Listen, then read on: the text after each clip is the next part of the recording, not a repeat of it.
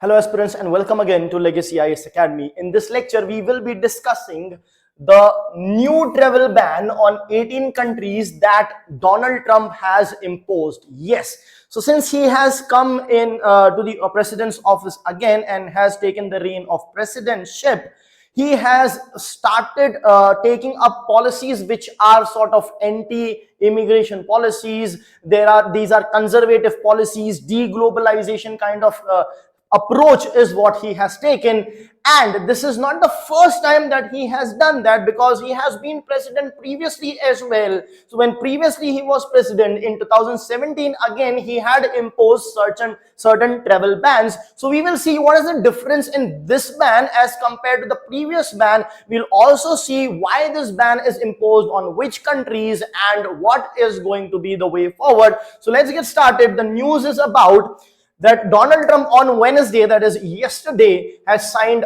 a new travel ban which is restricting entry into the USA, of course, from 12 countries.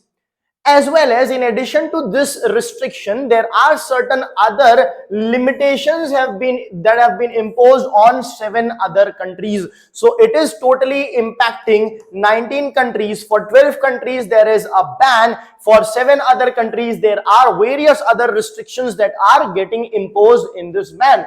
So what is a travel ban? In a travel ban, what happens is, basically, if a country is banning you, or a country is imposing a travel ban, that means it is not going to allow you to travel to that particular country. For example, India imposes a travel ban on Bangladesh, for example. That means what? No Bangladeshi can travel to India. Now, this is a complete travel ban. However, there can be different degrees of travel ban as well. What does that mean? That means that instead of restricting all the Bangladeshis or all the citizens of a particular country, you can ban or limit only certain citizens of a particular country. For example, you can simply say that we are banning all the citizens of a particular country to travel to India except on student visa. That means students are allowed. If you have a student visa, you are welcome. If not, you are not welcome. So this is not a complete comprehensive holistic ban, rather just a limitation on certain types of travelers alone. So these are the ways in which travel bans can be imposed. So what is a travel ban? In this case, with respect to USA, it's a federal policy of the United Nations, which is, or let's say instead of federal, you can say the central policy or the central government's policy. In this case, in USA, the federal policy, which is prohibiting or restricting, which prohibits, does not allow, or restricts to different extent. What do they restrict? The nationals from specific countries from entering the United Nations.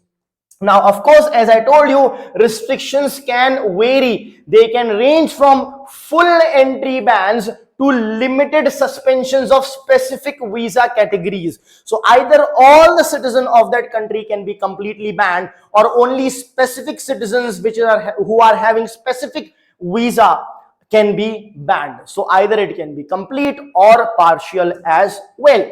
Now, what is the reason for the latest ban? Now, the reason that is being given is actually quite conflicting in nature. Let us understand why is that the case. So this ban is coming on days after a deadly attack that took place in Boulder, Colorado. Now, this attack is been said to be done by an Egyptian national.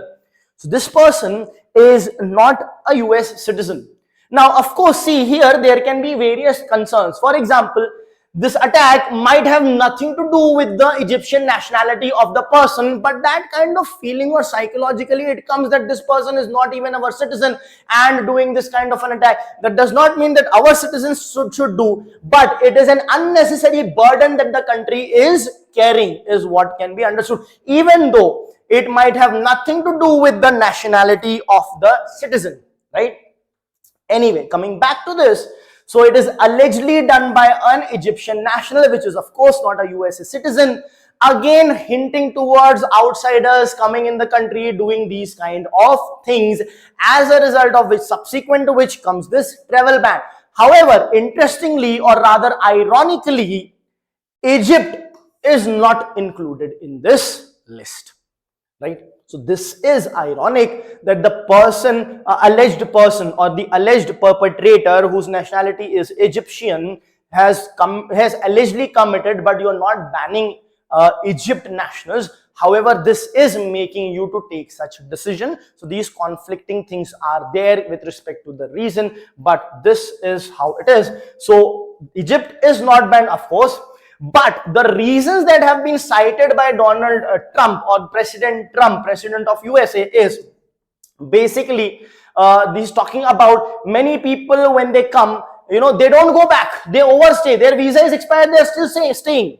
At the same time, certain people are coming from certain countries where proper screening is not done, right? At the same time, illegal immigrants will also be there, but when you ban, you are banning the legal entry.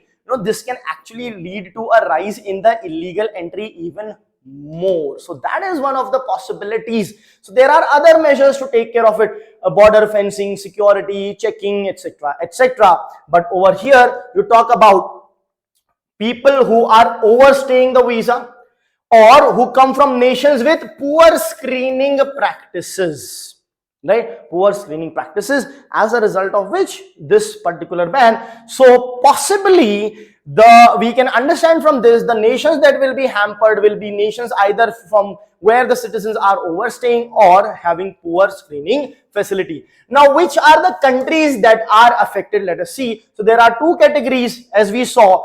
Either they are in a complete ban or facing certain visa restrictions.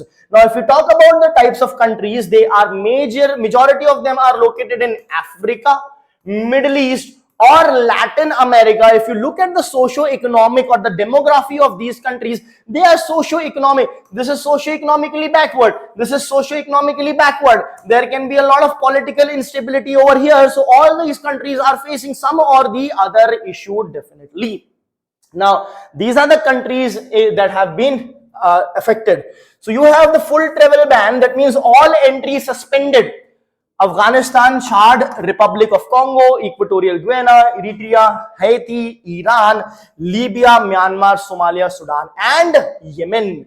When you talk about visa restriction, that means certain categories only are being suspended. You have Burundi, Cuba, Laos, Sierra Leone, Togo, Turkmenistan, and Venezuela, right? So this is a fact important for your prelims. So you should not just look at the names, but also check these countries on map as well.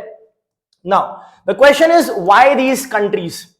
Simply because, as I said, building upon what Donald Trump has already said, lack of document security and the screening capabilities of these countries. At the same time, high visa overstay is there, plus link to terrorism or state-sponsored terrorism. Ironically, Pakistan's name is not mentioned over here, but Afghanistan is mentioned anyway. Afghanistan is mentioned, Pakistan is not mentioned over here.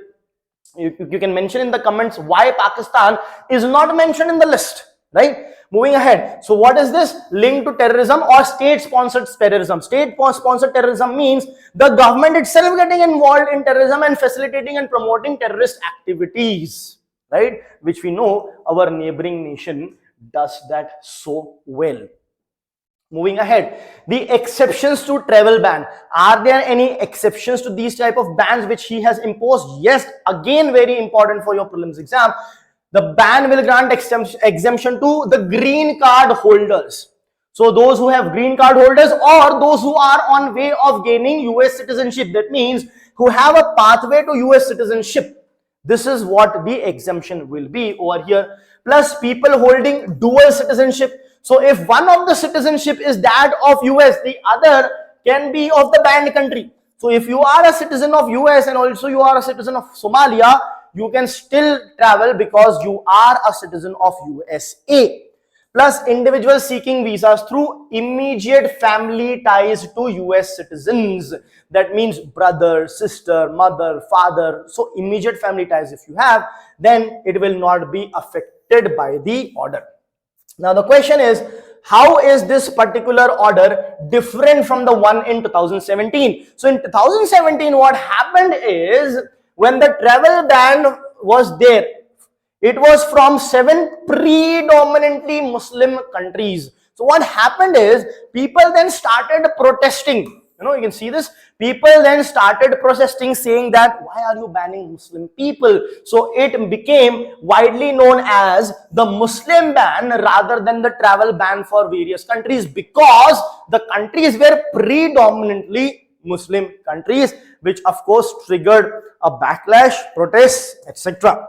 Now, what is the difference over here? The difference is, in 2017, there was no time given. It was immediate. However, when you talk about the present travel ban, there is a brief window before implementation, and it also includes certain kinds of exemption. Previously, it was a wholesale ban and there was no time as such given. Right now, the bans are not wholesale. There are certain exemptions, plus there is a brief amount of window to take certain actions over here. Thank you.